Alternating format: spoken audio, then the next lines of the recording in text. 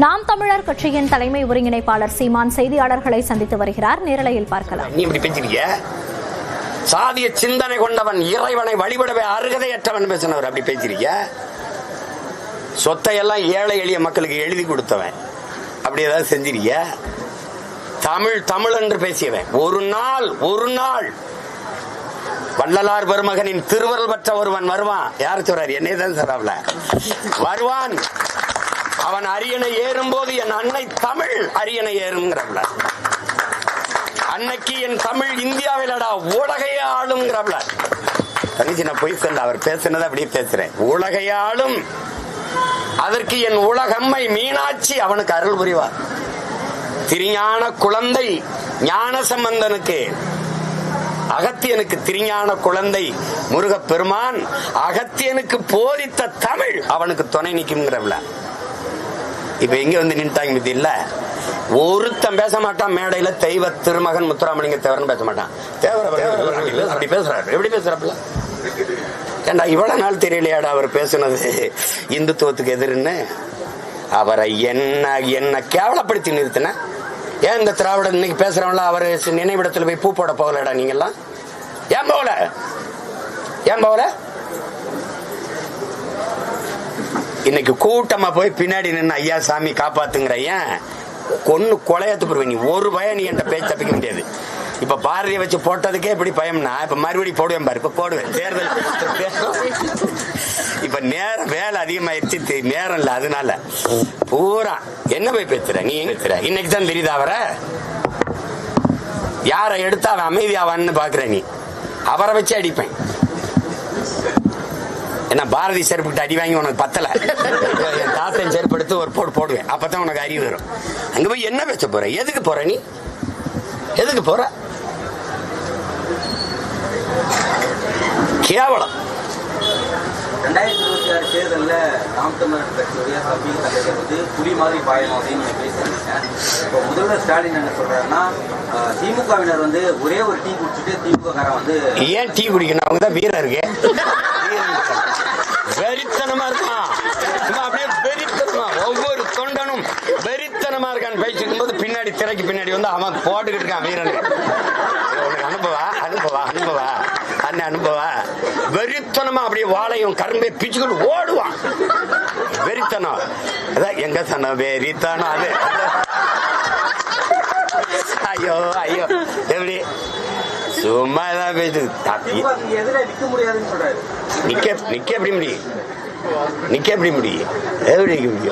ஏதாவது தெளிவு ஊட்டத்தை சேர்த்துக்கிட்டு நீ வெறியா உனக்கு அரை விழுக்கால் புள்ளி வாக்கு இருக்கா? நோட்டு தெரியாது ஒண்ணு கூட சீட்டு. சரி வச்சுக்க. எதுக்கு நோட்டு? இதான் பெரியதுன்னு பெரிய. இந்த பொங்கலப்ப இந்த 3000 ரூபாய் எதுக்கு? 6800 கோடி இதுல இழக்கிறோம். ஏற்கனவே 10 லட்சம் கோடி கடன். இந்த 4.5 வருஷத்துல 4.5 லட்சம் கோடி வாங்கிருக்கேன். இந்த 4.5 லட்சம் கோடியில இந்த நாட்டை உலகத்தின் தலை சிறந்த நாடா என்னால மாத்த முடியும். இப்ப வரைக்கும் மழை பெஞ்சா கழிவு நீர் மழை நீர் வழிந்தோட இல்ல, குடிநீரோட கழிவு நீர் கலந்து வருது. ஏன்னா கலப்புறாங்க. அது ஏற்றதால் விட்ட சமத்துவத்தை தண்ணியில உருவாக்குறாங்க. இவங்களை போய் பேசிக்கிறீங்க. 60 வருஷம் 65 வருஷம் ஆண்டுட்டாங்க. இன்னும் தலைநகர்லயே பயணிக்க பாதை இல்ல. மழை நீரும் கழிவு நீரும் அழகா வெளியில போறதுக்கு, தேங்காம போறதுக்கு ஒண்ணும் இல்ல. தம்பி, வெள்ளத்தை தேங்க வச்சு வெள்ள நிவாரணம் கொடுக்கறது தேர்தல் அரசியல்.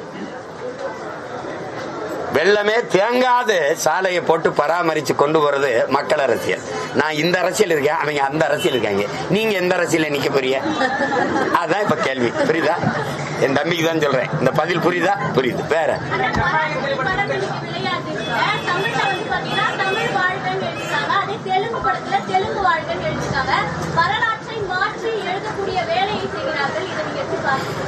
வியாபாரி என்ன செஞ்சு செய்வான்? வரலாறா பதிவு பண்ண முடியாது. வியாபாரத்தில் நீங்க செய்ய முடியாது. பொன்னியின் செல்வன் ஒரு படம் பார்த்தீங்க, அதுதான் என் பாட்டனுடைய வரலாறா நீங்க நம்புறீங்களா? அது ஒரு புதினம், இலக்கியம், புராணங்கள், இதிகாசங்கள் பொய் பேசும். வரலாறு பொய் பேசாது, பொய் பேசக்கூடாது. உள்ளதை உள்ளபடியே பதியணும். இவர்கள் ஆந்திராவில் படம் வெளியிடும் போது நாங்க இந்தியை எதிர்த்தோம்னு போட முடியாது. புரியுதா உங்களுக்கு? நீங்க இந்தி பேய வெளியேறலாம் சொல்ல முடியாது. அங்க வட இந்தியாவில் போய் இப்ப இந்திய பேன் இந்தியா படமா இதை ஆக்க முடியாது. இந்த மண்ணில் பார்த்ததோட நீங்க நின்னுக்கிறணும். இப்ப இங்க பெரியார்னு ஒரு படம் வந்துச்சுல்ல தங்கச்சி? இப்ப பெரிய சீர்திருத்தவாதிகள், முற்போக்குவாதிகள். ஆந்திராவில் அந்த படம் வெளியாகும்போது ராமசாமி நாயக்கர்னு வந்துச்சா? எப்படி வந்துச்சு? எப்படி வந்துச்சு? எப்படி சேட்டை? எப்படி? ஆமா. அப்ப அதெல்லாம் அது பேசிட்டு கூடாது, அதை விட்டுறணும்.